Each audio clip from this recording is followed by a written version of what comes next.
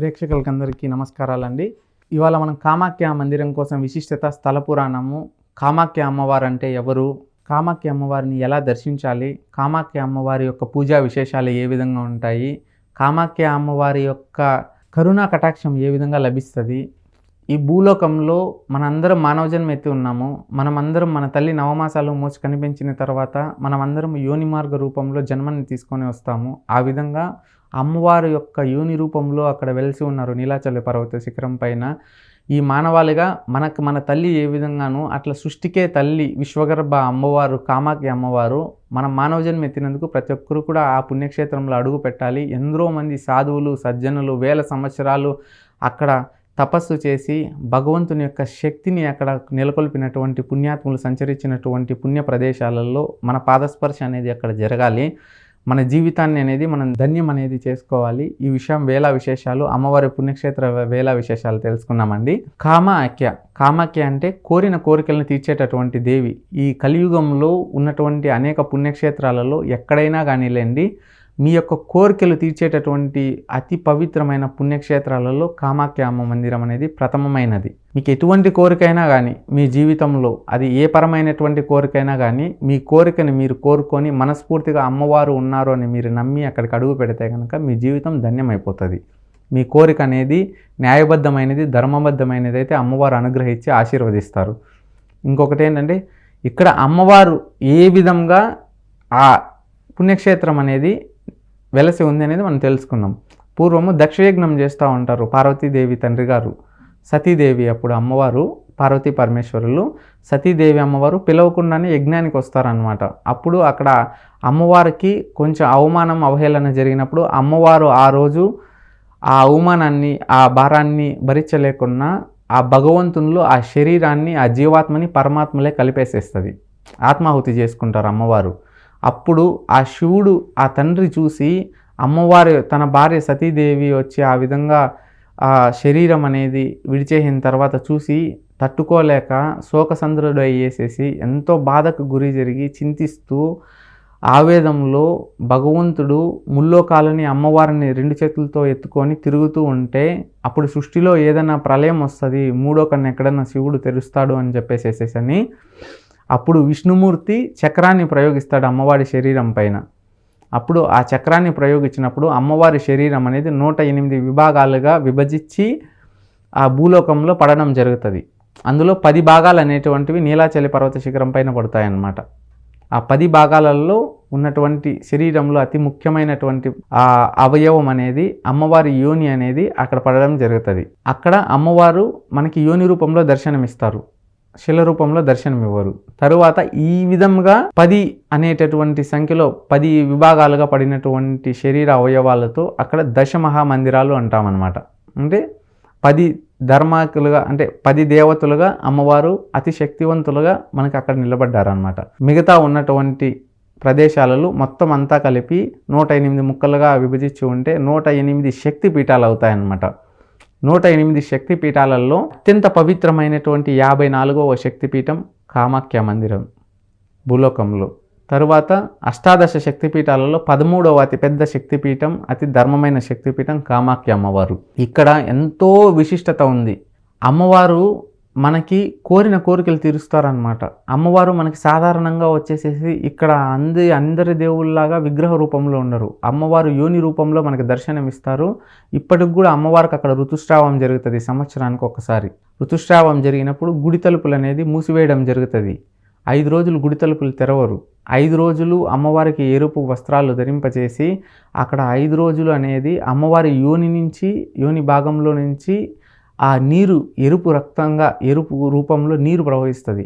ఆ యొక్క రక్తాన్ని ఏవైతే ఉంటుందో ఆ ఎరుపు నీరు అది మనము ఎంతో పవిత్రంగా భావిస్తాము. ఆ గుడ్డలపైన ఉన్నటువంటి ఆ రక్తాన్ని ప్రసాదంగా ఇస్తారు. గుడి తలుపులు తెరిచిన వెంటనే ఆ ప్రసాదం కోసం లక్షలాది మంది భక్తాదులు అందరూ కూడా వెళ్తారు. అది శుభంగా పరిణామిస్తారు. 5 రోజులు కూడా ఎవ్వరూ కూడా వచ్చేసేసి అక్కడ గుడి తలుపులు అనేది తెరవరు. చుట్టుకారం ఉండేటటువంటి అన్ని మందిరాలు కూడా మూసివేస్తారు. అది అక్కడ అంబుబాషిగా ఆ యొక్క పండుగగా ఎంతో ఉత్సవంగా జరుపుకుంటారనమాట. ఇంకొకటి ఏంటంటే ఇక్కడ కామాఖ్య మందిరంలో వచ్చేటటువంటి జలం ఎక్కడికి పోతుందని చెప్పేసి చాలామందికి అనేది సంశయం ఉందన్నమాట. అంటే ప్రశ్న ఉంది. అక్కడ అమ్మవారి యోని నుంచి వచ్చేటటువంటి నీరు ఎక్కడి నుంచి వస్తుందనేది ఎవరికీ తెలియదు. అక్కడ ఎప్పుడు కూడా తడి తడిగా పొడి పొడిగా ఉంటుంది. అక్కడ జారుతూ ఉంటుంది, గుహలాగా ఉంటుంది. అమ్మవారు గర్భమందిరంలో 3 రూపాల్లో ఉంటారు. గుహలో లాగా కిందన ఉంటుంది అనమాట అమ్మవారు.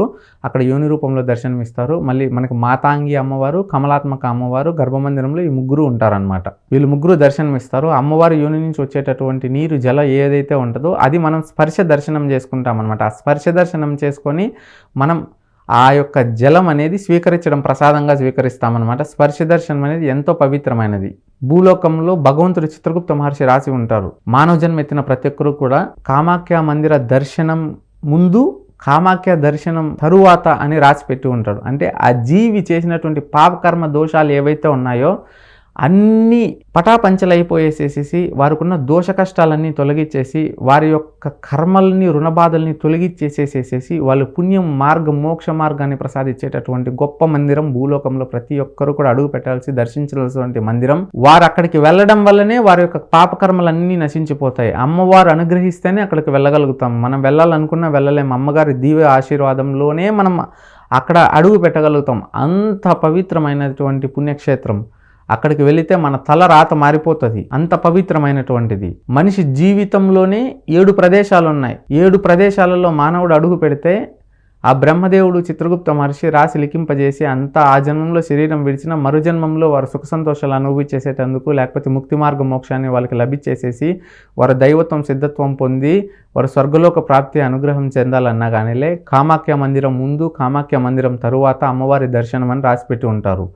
భూలోకంలోని అతి పవిత్రమైనటువంటి శక్తిపీఠం అనమాట. అక్కడ అమ్మవారి యోని రూపంలో నుంచి వచ్చేటటువంటి నీరు ఏదైతే ఉందో అక్కడ గుడిలో ఉన్నటువంటి సౌభాగ్య కుండలలో చేరుతుంది అనమాట. ఎంతో పవిత్రమైనటువంటి పుణ్య ప్రదేశం. నీలాచల శిరో పర్వతాన ఎందరో మంది దైవాత్మకులు, చింతనార్థకులు, సిద్ధపురుషులు దశమహావిద్యలని ఉపయోగించి అమ్మవారి ఉపాసన చేసి సృష్టికి, దేశరక్షణకి, సృష్టి రక్షణకి, ధర్మరక్షణకి ఎంతో సేవా కార్యక్రమాలు చేసి అట్లాంటి పుణ్యాత్ములు తమ జీవితాన్ని సైతం కోరికలు లేకుండా, తిండి లేకుండా భగవంతుని కల్పించినటువంటి పుణ్యాత్ములు పాదాలతో నడియాడినటువంటి గొప్ప ప్రదేశం అటువంటి ప్రదేశం నీలాచల పర్వత శిఖరాన. ఈ కామాఖ్య అమ్మవారి మందిరం వచ్చేసేసి మనకి అస్సాం యొక్క రాష్ట్రంలో గౌహతి నగర పట్టణ తీరాన బ్రహ్మపుత్ర నది తీరాన నీలాచల పర్వత శిఖరం పైన ఉంటుంది. ఎంతో పవిత్రమైనటువంటి పుణ్యక్షేత్రం. ప్రతి ఒక్కరు కూడా సందర్శించాల్సినటువంటి ప్రదేశం. మీరు ఎక్కడెక్కడికో యాత్రలకు వెళ్తూ ఉంటారు. మీ జీవితంలో మనకు అందరికీ తల్లి, సృష్టికే తల్లి అమ్మవారు. అటువంటి అమ్మవారిని చూడకుండా ఈ జన్మ ముగించడం అనేది మహా అపరాధం. ఖచ్చితంగా మానవ జన్మ ఎత్తిన తర్వాత ఈ జీవితంలో మీరు చూడవలసినటువంటి మొట్టమొదటి ప్రదేశం కామాఖ్య అమ్మవారు. అక్కడికి వెళ్ళి అమ్మవారి యొక్క స్పర్శ దర్శనం చేసుకోవాలి. స్పర్శ దర్శనం చేసుకుంటే మీ జీవితం అనేది ఎంతో గొప్పగా వెలుగులోకి వస్తుంది.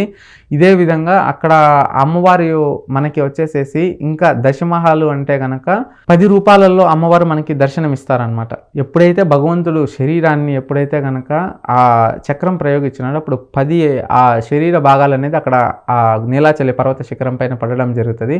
అక్కడ కామాఖ్య గాను, మాతాంగి గాను, తర్వాత కమలాత్మిక గాను, చిన్నమస్తగా గాను, త్రిపుర భైరవి గాను, అమ్మవారు మనకి బగలాముఖిగా గాను, కాళీమాత అమ్మవారు గాను, ఈ విధంగా మనకి అమ్మవారు 10 రూపాలలోనూ మనకి దర్శనమిస్తారు. ఎంతో పవిత్రమైనటువంటి పూజలు, తాంత్రికపరమైనటువంటి పూజలు అనేది ఈ భూలోకంలో ఎట్లాంటి కోరికనైనా తీర్చేటటువంటి గొప్ప పవిత్ర పుణ్యక్షేత్రం ఏదైనా ఉందంటే అమ్మవారి మందిరం. అక్కడ అమ్మవారికి బలిపీఠాలు ఉన్నాయి. ఎంతో పవిత్రమైనటువంటి బలిపీఠాలు. కాకపోతే అక్కడ అమ్మవారిని మనం 4 రకాలుగా పూజించుకోవచ్చు. ఈ 4 రకాలలో కూడా వచ్చేసేసి సాధారణంగా వామాచార పద్ధతి అనేది ఇప్పుడు మీరు వింటూ ఉంటారు. చాలామంది వామాచారం చెప్తూ ఉంటారు. వామాచారం అంటే ఏంటంటే పంచకారాలతో అమ్మవారిని మనం పూజించడం. అంటే ఏంటంటే కనుక మందు, మాంసము, అదేవిధంగా వచ్చేసేసి ముద్ర, మిథునము, మత్స్యం వీటి 5తో కనుక పూజించడం పూర్వము. ఇప్పుడు కూడా అదే విధంగా పద్ధతిలో పూజిస్తూ ఉన్నారు. కాబట్టి ఈ వామాచారం అనేది ఏంటంటే శత్రువుల పైన సంహారం చేయడానికి, విజయం సాధించడానికి, జీవితంలో అమ్మవారిని త్వరగా ఉపాసన చేసుకోవడానికి, అమ్మవారి యొక్క శక్తిని ఆవహింపజేసుకొని వారి యొక్క కోరికలను తీర్చుకొని వారి జీవితంలో ముక్తిని పొందడానికి ఇవన్నీ చేస్తూ ఉన్నారు. పోయిన జన్మములో అందరూ కూడా పెద్దలు, పూర్వీకులు ఎవరైతే ఉన్నారో వారందరూ కూడా వచ్చి సమాజ శ్రేయస్సు చేసేటటువంటి వారు ఇప్పుడు సాధారణంగా ప్రతి ఒక్కరు కూడా చేసేసుకుంటున్నారు. వాళ్ళ జీవితంలో బాగుపడేసేటందుకు, వాళ్ళు వెలుగు రావడానికి, వాళ్ళు ఎదగడానికి ఇవంతా ఉపయోగించుకుంటున్నారు. అమ్మవారిని కేవలం ఇదే విధంగా కాకుండా సమాజంలో మాంసం తినేటటువంటి వాళ్ళు ఉన్నారు, మాంసం తినని వాళ్ళు ఉన్నారు. అమ్మవారిని కేవలం అదే విధంగా పూజించాలనేది లేదు. మీరు ఇంకా కూడా 4 పద్ధతులు ఉన్నాయి వామాచారం కాకుండా. ఆ మిగతా 3 పద్ధతుల్లో కూడా అమ్మవారిని సాత్వికంగా మీరు పూజించవచ్చు. ఏ దేవుడైనా కానీలే కేవలం రజోగుణము తమో గుణంతోనే కాదు, భగవంతులు అదే విధంగా కాకుండా సాత్విక గుణం కూడా అందరూ ఉంటారు ఈ సమాజంలో.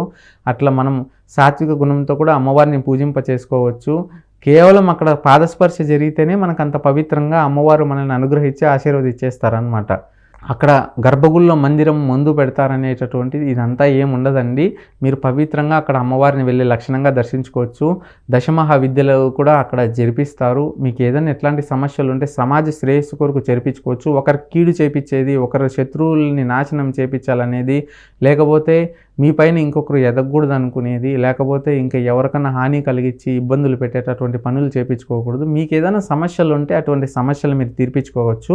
ఎంతో పవిత్రమైనటువంటి మందిరం అనమాట కామాఖ్య అమ్మ మందిరం. దశమహా విద్యలు ఏంటంటే కనుక మూలాద్వారం నుంచి సహస్రాల వరకు భగవంతుని యొక్క ఈ శక్తి ఏదైతే ఉందో, ఈ కుండలిని శక్తిని తీసుకెళ్ళేసేసి బ్రహ్మ నాడి ఏదైతే ఉందో భగవంతునిది, అది విచ్ఛిన్నం అంటే దానంతకు అదే తెలుసుకునేటట్టుగా చేసి జ్ఞానాన్ని పెంపొందించుకొనేసి అమ్మవారి అనుగ్రహం పొంది అమ్మవారిని సిద్ధి చేయించుకొని అమ్మవారి విద్యలని వారిలోకి తీసుకొని అది వారు తిండికి కూడికి బట్టకి దేని మీద మమకారాలు ఉండదు, కోరికల మీద మమకారం ఉండదు. ఈ సృష్టిలో ఆదియు అనంతయు అంతా అమ్మే అని ముక్కొని వాళ్ళు సమాజ శ్రేయస్సు కొరకు మంచి చేయడానికి ఈ విద్యలు అభ్యసించి 10 మందికి ఆకలితో ఉన్న వాళ్ళకి అన్నం పెడతారు, ఎంతో ధార్మికంగా బ్రతుకుతారు, సమాజ శ్రేయస్సు కోసం ఉంటారు. ఈ సృష్టిలో గ్రామాలపైకి వచ్చేటటువంటి రాక్షసులని, సమాజంలో సంచరించేటటువంటి రోగాలని ముందు నుంచి ఇప్పుడు వరకు కూడా ఈ విధంగా చేసుకుంటూ వచ్చి ఎవరికైతే చెడు ప్రయోగాలు జరుగున్నాయో, చేతబడులు జరుగున్నాయో, అనేక ఇబ్బందులు పడి ఉన్నారో వాటి నుంచి విముక్తి కలిగించాలన్నా, స్త్రీలకు సంతానలేమి సమస్యలున్నా, అనారోగ్య సమస్యలున్నా, వారి జీవితంలో వెలుగు రావాలన్నా, కోరిన కోరికలు తీర్చుకోవాలని దశమహా విద్యలు ఉపయోగించేటటువంటి వాళ్ళు. కానీ ఇప్పుడు అందరూ కేవలం వామాచార పద్ధతిలోనే చేస్తూ ఉన్నారు. వామాచార పద్ధతిలోనే చేయాలని ఏం లేదు. సాధారణంగా అమ్మవార్లు కూడా చాలామందికి బలులు ఇస్తారు, వాళ్ళు సాత్వికంగా పూజలు చేస్తారు, రజోతమో గుణంగా కూడా పూజలు చేస్తారు. ఇదే విధంగా చేయాలని ఎక్కడా లేదు. మనం చూసేటటువంటి చూపుతో ఉంటుంది ఏదైనా కానీ, భగవంతుని మనం ఆరాధించే విధానంలో ఉంటుంది, మన భక్తిభావన అనేది ఉంటుంది. శక్తి కాబట్టి అమ్మవారు ఆ శక్తి లోక కళ్యాణం జరగడానికి వారు ఆ విధంగా అనేది బలులు కోరుతారనమాట. అక్కడ సాధారణంగా ఏదైనా అత్యంత పెద్దది సృష్టి లోక కళ్యాణార్థం కోసం చేసేటటువంటిది. కానీ ఇప్పుడు చిన్న చిన్న సాధారణ పూజలు చేసుకుంటే చాలు, ప్రతిదానికి కూడా ఈ వామాచార పద్ధతిలో వెళ్ళిపోతూ ఉన్నారు. అక్కడ అమ్మవారికి వచ్చేసేసి బలిపీఠాలు ఉన్నాయన్నమాట.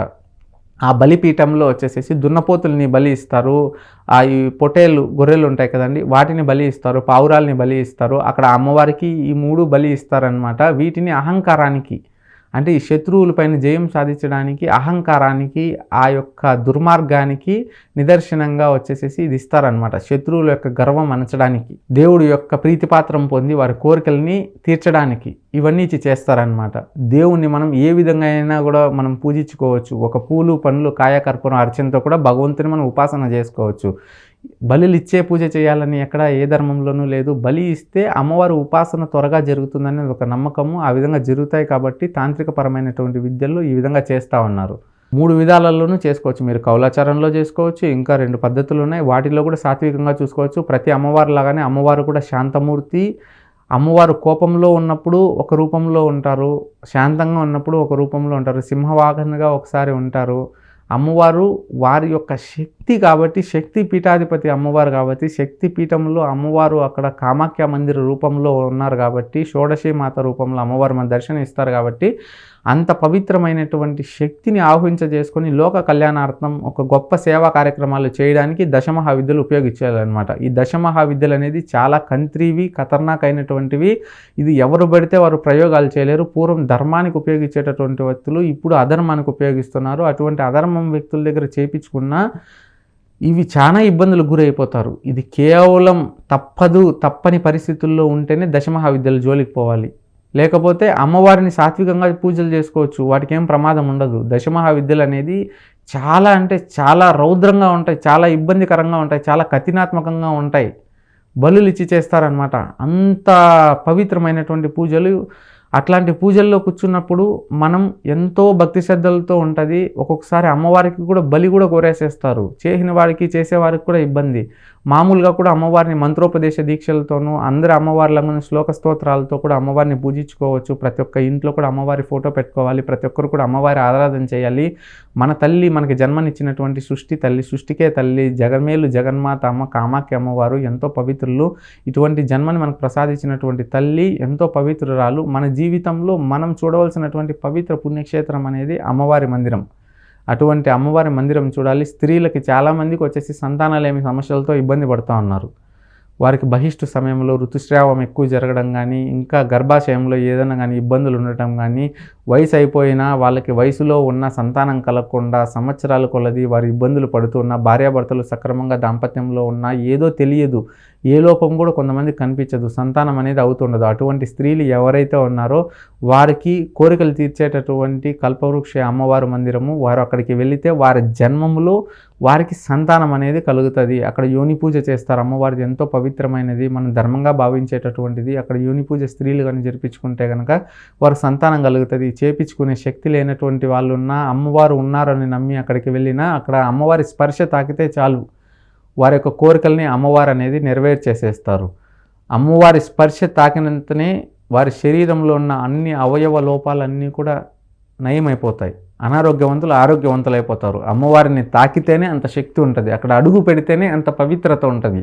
అంత పవిత్రమైనటువంటి పుణ్యక్షేత్రం అన్నమాట అమ్మవారి యొక్క మందిరం అనేది. సాధారణమైనటువంటి మందిరం కాదు, ఎంతో పవిత్రమైనటువంటి మందిరం. స్త్రీల కోరిన కోరికలు తీర్చేటటువంటి తల్లి. శత్రువులపైన విజయం సాధించాలనేటటువంటి వాళ్ళకి గొప్పటి, అంటే విజయం అంటే శత్రువుల్ని సంహరించేయాలని కాదు, శత్రువుల్ని చంపేసి ఇచ్చేసేది కాదు. శత్రువులు తమ జోలికి రాకుండా, తమ పైన నరదిష్టి నరఘోష పడకుండా, తాము చేసేటటువంటి పనుల్లో ఎవరూ ప్రమేయం లేకుండా, తమ ఎదుగుదలని ఎవరు ఆపలేకుండా చేసుకునేటటువంటిది అనమాట. దాన్ని శత్రు రక్షణ అంటారనమాట. అటువంటి పూజలు చేయించుకోవాలి, తప్పు లేదు. అంతేగాని శత్రువుల్ని చంపేసేయాలి, మనల్ని ఏదో అనేసారని ఒకరిని ప్రాణం తీసేయాలనేది అది తప్పు. అటువంటి పద్ధతులే పాల్పడకూడదు. అక్కడ మీకు మంచి జరుగుతాయి, చెడు జరుగుతాయి. కాబట్టి చెడు చేస్తే మీరు చెడిపోతారు, చేయించిన వాడు చెడిపోతారు. మీ బిడ్డలు ఈరోజు బాగున్నా వచ్చే తరాలలో మీకు శుభం లేకుండా అశుభం కలిగి మీ జన్మం అంతా కూడా పతనాల్లో నడుస్తాయి. కాబట్టి ధర్మాన్ని నమ్ముకోవాలి, శుభం కలిగించుకోవాలి, మీరు బాగుండాలి, మంచి కార్యక్రమాలే జరిపించుకోండి. శత్రువులపైన విజయం దక్కించుకోవడానికి కూడా మీరు జీవితంలో రాణించేటటువంటి ప్రతి రంగంలో కూడా మీరు ముందుకు పోవాలనుకుంటే ఏ రంగమైనా కూడా కానీలేండి, మీరు చేసేటటువంటి పనిలో మీకు 4 రూపాయలు సంపాదించుకొని, మీకు వచ్చింది మిగిలించుకొని, మీరు ధర్మంగా నిలబడి దాన ధర్మం చేసుకొని భగవంతుని యొక్క ఉపాసన పొందాలన్నా, మీకు గుర్తింపు రావాలన్నా, మీరు ఫెయిల్యూర్ నుంచి సక్సెస్కి రావాలన్నా, మీ గురి పట్టుదల కృషితో ఎంతో కృషి చేస్తూ ఉంటారు, మీకు ఆ ఫలం దొరికిండదు, మీరు కావాల్సిన లక్ష్యానికి చేరుకోలేరు. అటువంటి వాళ్ళకు కూడా కోరికలు తీర్చుకునేదానికి అక్కడ పూజలు చేయించుకోవచ్చు. ఎంతో పవిత్రమైనది కామాఖ్య అమ్మవారి పూజలు. వారి కోరికలు నెరవేరుతాయి. అది ధర్మబద్ధమైనట్టు ఉండాలి. అధర్మబద్ధకంగా ఒకరిని చెడగొట్టేట్టు ఉండకూడదు. వారి వల్ల 10 మందికి మంచి జరుగుతుంది, వారి కుటుంబం ఎదుగుతుంది, సమాజంకి వారికి మంచిది అనుకునేటువంటి కోరికలు ఖచ్చితంగా జరుగుతాయి. ఇక దశమహా విద్యలను ఉపయోగించుకోనేసేసి సమాజంలో మంచి జరుగుతున్నాయి, చెడు జరుగుతున్నాయి, అన్ని రకాలైన పూజలు చేస్తున్నారు. మంచికి మటుకే పాల్పడండి, చెడుకు పోకండి. చేతబడులు ఎవరికైతే చేసి ఉంటారో వాళ్ళందరికీ కూడా చెడు ప్రయోగాలు తొలగించుకునేటటువంటిది, చేతబడి ప్రయోగాలు తొలగించుకునేటటువంటి, వాళ్ళ ప్రాణాలను రక్షించుకునేటటువంటిది.